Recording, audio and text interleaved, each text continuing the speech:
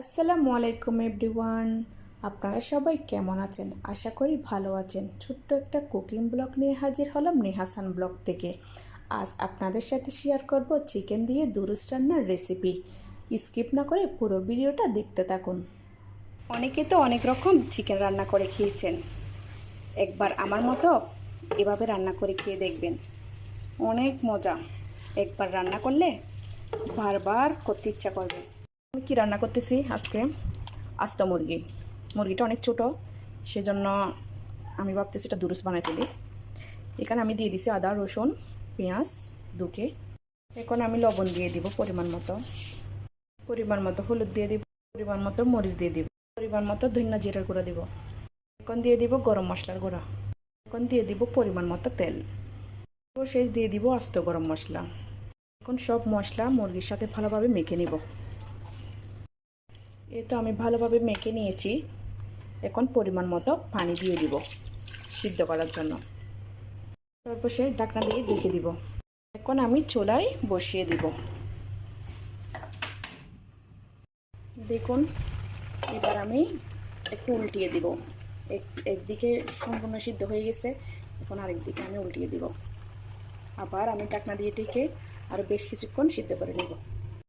দেখুন, আমার মুরগিটা কিন্তু প্রায় সিদ্ধ হয়ে গেছে। আমি ভালো করে এপিট ওপিট সিদ্ধ করে নিয়েছি। এখন প্রায় করার পালা।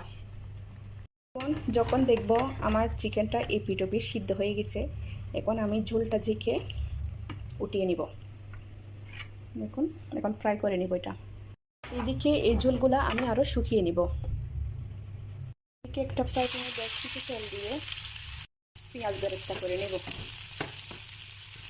দেখুন, আমি একই তেলে এখন চিকেনটা ভেজে নেব।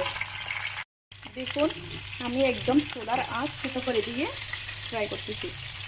দেখুন, এখন এক পিঠটা হয়ে গেলে আমি অপর পিঠটায় উল্টিয়ে দিব। এভাবে করে আমি এপিঠ ওপিঠ ভেজে নেব। আপনারা চাইলে ডোবা তেলেও ফ্রাই করতে পারেন। দেখুন, আমার চিকেনটাও ফ্রাই করা শেষ। আমি এপিঠ ওপিঠ ভালো করে ফ্রাই করে নিয়েছি অল্প তেলের মধ্যে। আপনারাও চাইলে অল্প তেলের মধ্যে এরকম ফ্রাই করতে পারবেন আমার মতো। দেখুন, এই তো আমার মুরগি ফ্রাই করা শেষ। এদিকে আমি মশলাগুলো শুকিয়ে নিয়েছি। এখন আমি চিকেনটা মশলার ভিতর দিয়ে দিব। চিকেন ফ্রাই করে যে তেলগুলো অবশিষ্ট বাড়ছে এগুলোও আমি দিয়ে দিব। মুরগির ফাগুলো একটু ফ্রাই করে নেব। বেশি ফ্রাই করব না, হালকা একটু ফ্রাই করে চিকেনের মধ্যে দিয়ে দিব। এইদিকে আমি চিকেনটা